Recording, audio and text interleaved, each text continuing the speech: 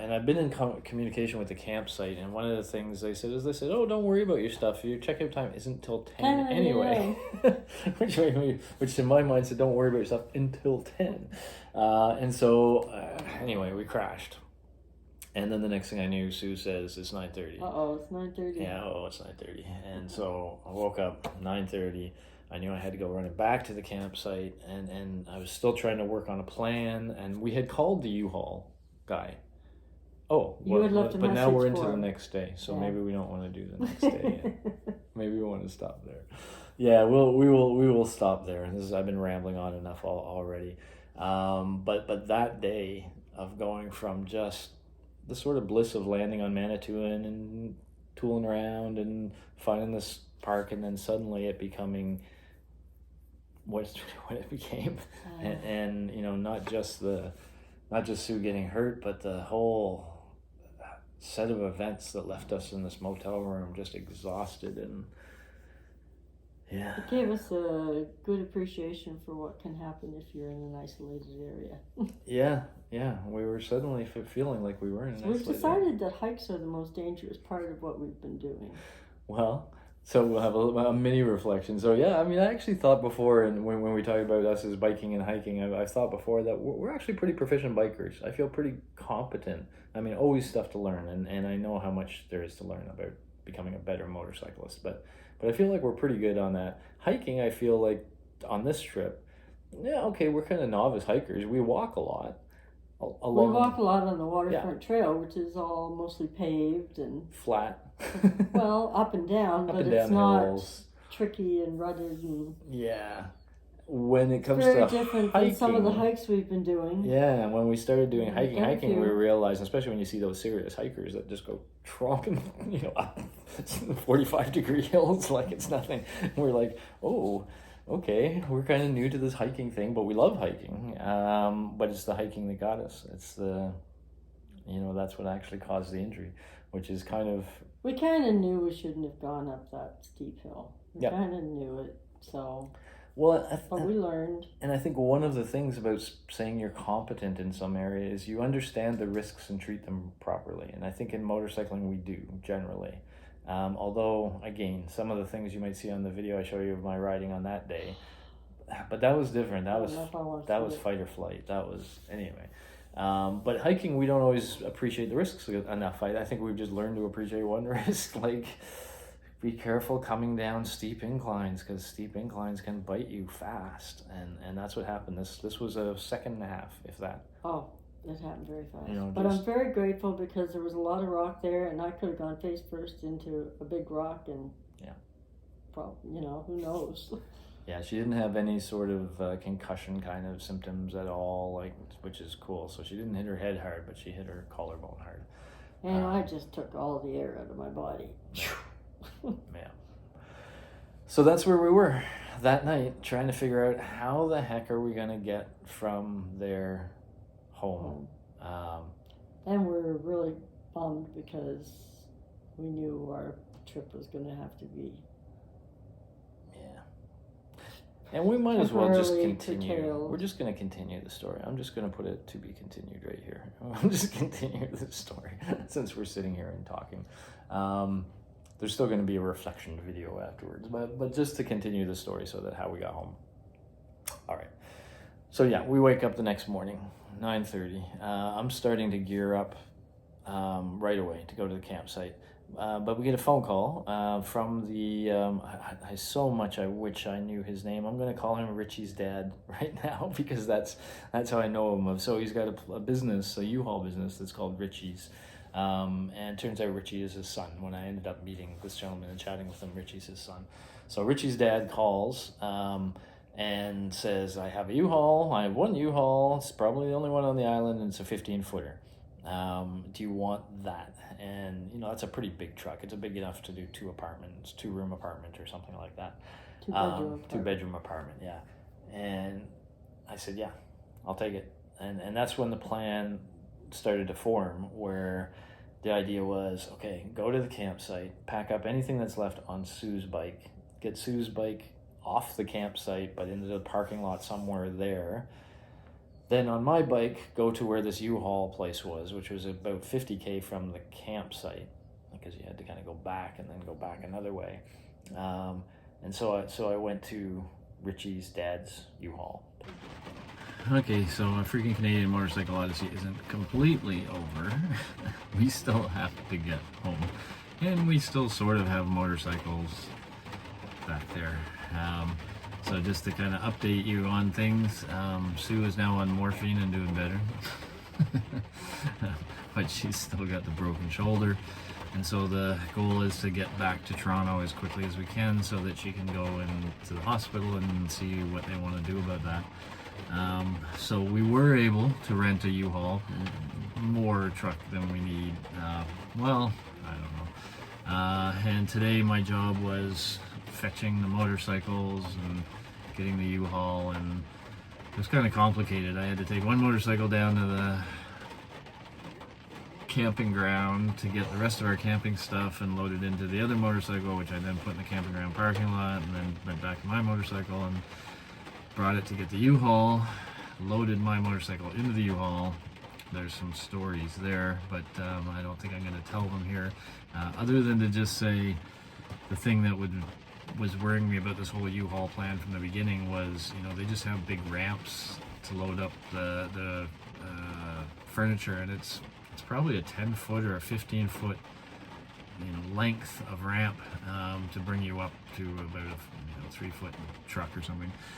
And but they're not very wide, and the only way to bring motorcycles up there is to ride them, and to ride them quickly and decisively without any fooling around. And so yeah, I had to do that twice, once with my bike and once with Sue's. And the real annoying thing is, I did my bike first. There's no, U-Hauls don't have D-rings, so you can't attach them down to the floor like you should be able to.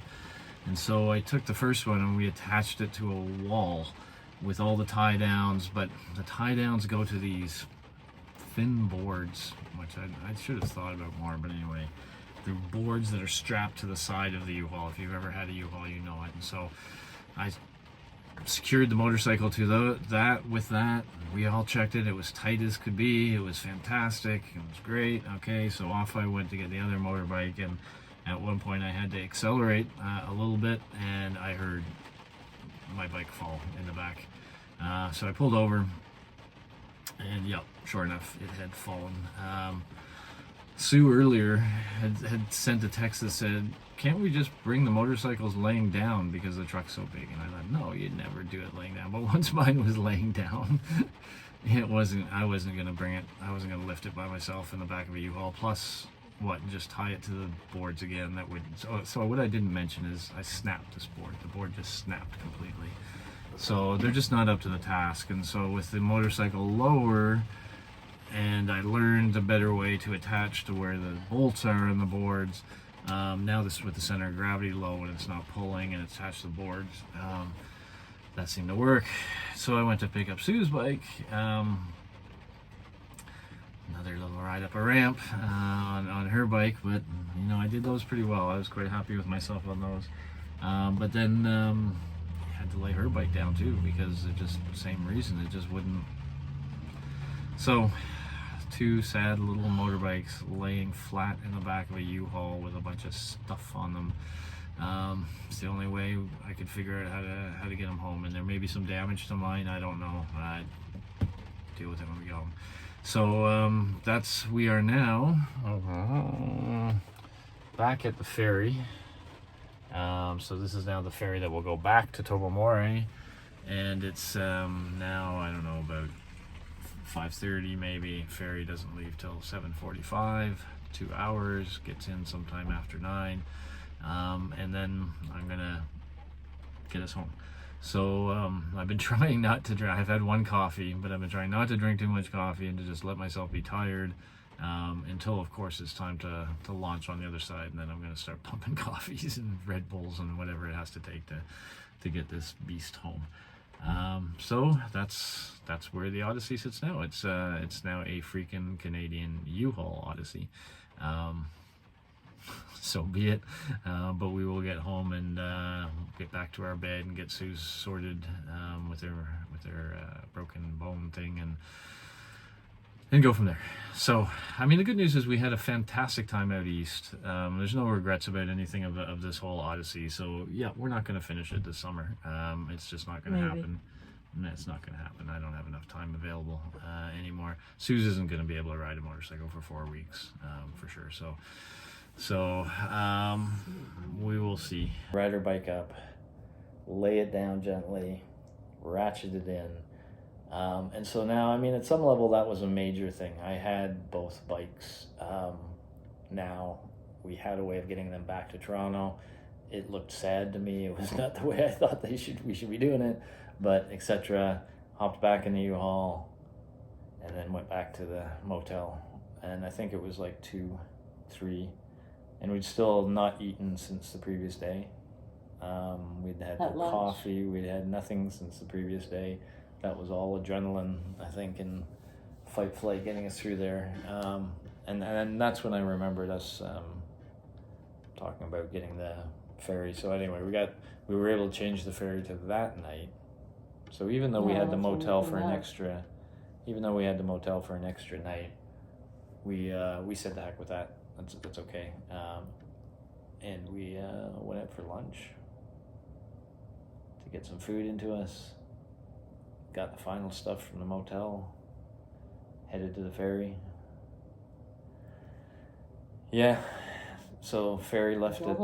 Yeah. Had a little bit to eat there now. Drove home sounds like drove home, but drove home means we got to Tobermory around 9:30, 10. We were in this parade. There's one road from Tobermory for down to pretty much Owen Sound. 200 kilometers, 100 kilometers, 150 kilometers. I don't know.